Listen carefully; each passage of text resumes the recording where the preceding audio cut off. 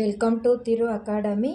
இப்போது எக்ஸசைஸ் பிரான்ச்சில் வந்து exercise problems 22 ஒரு சின்ன சின்ன குட்டி சம்ஸ் தான் பார்க்க போகிறோம். R N. Swamy and co opened a branch at Delhi in 2009. Create Delhi branch account அப்படின்னு சொல்லியிருக்காங்க. சரி, என்னென்னலாம் கொடுத்துருக்காங்க?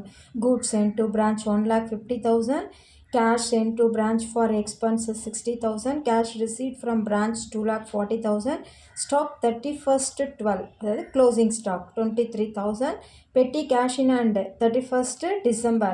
இதுவும் நமக்கு வந்து க்ளோசிங் பெட்டி கேஷ் 400.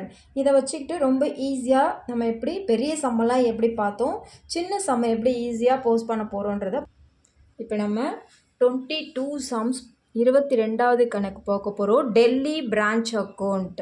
அப்போ நம்ம ஹெட்டிங் டெல்லி பிரான்ச் அக்கௌண்ட் எழுதிக்கோங்க. டெபிட் காலம், கிரெடிட் காலம். இப்போ நீங்கள் பர்டிகுலர் போட்டுக்கோங்க. இப்போ நான் சும்மா ஸ்மாலாக பிரிக்க சொன்னேன் இல்லையா, டு பேலன்ஸ் ப்ரா டவுன். இதை நம்ம குட்டி சம்னால கொஞ்சம் கொஞ்சம் இடம் விட்டு பிரித்தா போதும். By balance carry down. இங்கே வந்து பை பேலன்ஸ் ப்ரா டவுன். இங்கே வந்து என்ன எழுத சொன்னேன், பை பேங்க் அப்படின்னு எழுத சொல்லியிருக்கேன், அதை எழுதிக்கோங்க. இங்கே வந்து டு பேலன்ஸ் கேரி டவுன், லைபிலிட்டினுடைய க்ளோசிங் டு பேங்க். இது எப்போவுமே நம்ம சின்ன சம்ன்றனால இப்படி எழுதியிருக்கேன். இதே தான் ஃபார்மேட், எதுவும் மாற்றலை நான். அவங்க முதல்ல கொடுத்துருக்கிறது கூட் சென்ட் டு பிரான்ச் 1,50,000. அது சென்டரில் எழுத சொன்னேன்னா to goods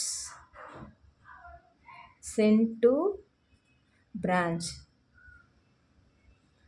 1,50,000. cash sent to branch for expenses. நல்லா கவனிங்க, cash sent to branch for expenses. இப்போ பிரான்ச்சினுடைய இன்கம்லாம் எங்கே எழுத சொல்லியிருக்கேன், டெபிட் சைடில். ஹெட் ஆஃபீஸ்னுடைய இன்கம்லாம் கிரெடிட் சைடில். அதை கொஞ்சம் பார்த்துட்டா கூட போதும். பிரான்ச் எக்ஸ்பென்சஸ் நம்ம ஆக்சுவலாக நம்ம எங்கே எழுதுவோம், இங்கே எழுதுவோம். அதனால இந்த இடத்துல நம்ம எக்ஸ்பென்சஸ், ஏன்னா அவங்க ஹெட் ஆஃபீஸ்லேருந்து பிரான்ச்சுக்கு அனுப்பிச்சிருக்காங்க. அதான் கூட்ஸ் சென்ட் டு பிரான்ச், அதனால் பிரான்ச்சுக்கு அது வந்திருக்கு. அப்போ பிரான்ச் எக்ஸ்பென்சஸ் எழுதியாச்சு. Cash received from branch. Cash received ஏற்கனவே சொல்லியிருக்கேன், அது இது வச்சுக்காது, பிரான்ச் வச்சுக்காது. அதனால் அதை நம்ம ஹெட் ஆஃபீஸ்க்கு அனுப்பிச்சிடணும். கேஷ் ரிசீவ்டு, கேஷ் ரிசீவ்டு வந்து 2,40,000. Next stock on 31st December. பார்த்தீங்களா, ஓப்பனிங் எதுவுமே கொடுக்கல அவங்க, ஆனால் க்ளோசிங் கொடுத்துருக்காங்க. ஓப்பனிங் கொடுத்தாலும் கொடுக்கலனாலும் க்ளோசிங் டெட்டாஸ் அண்ட் ஸ்டாக்கு இதெல்லாம் ரொம்ப மஸ்ட். அதனால அவங்க க்ளோசிங் ஸ்டாக் கொடுத்ததுனால நம்ம க்ளோசிங்கில் ஸ்டாக் போட்டிருக்கோம் 23,000. இன்னொன்றும் க்ளோசிங்கே கொடுத்துருக்காங்க.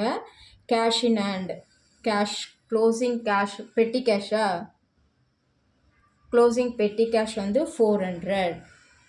இப்போ இதை டோட்டல் பண்ணி 23,400. நம்ம இப்போ பெரிய சம் எப்படி போஸ்ட் பண்ணமோ அதே மாதிரி தான் சின்ன சம்மும் போஸ்ட் பண்ணியிருக்கோம். இங்கே எந்த டிஃப்ரென்ஸும் நான் உங்களுக்கு கொடுக்கல.